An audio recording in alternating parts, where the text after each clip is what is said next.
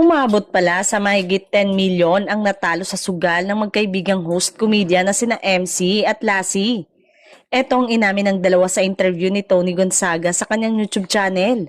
Sinabi na magkakaibigan na naunang sumikat sa mga comedy bar na nagsimula ang kanilang addiction sa pagsusugal nung mawala ang kanilang mga mahal sa buhay. Iba naman ang pinanggalingan ni Lassie nang ma-addict siya sa pagsusugal. Eto raw ay nang maramdaman niyang iniiwasan na siya ng kaniyang mga kaibigan. Pinipigilan daw si Lassie, wala na kaming kontrol. Pero hindi raw nakinig si Lassie at itinuloy nito ang pagsusugal kung saan umuwi lang daw sila para maligo at babalik sa show.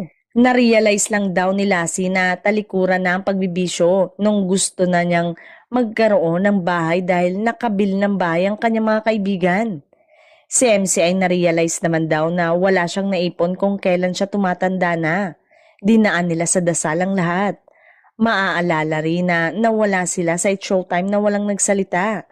Pero tinalakan daw pala sila ni Vice Ganda nang nalaman nitong lulunga sa sugal ang dalawa.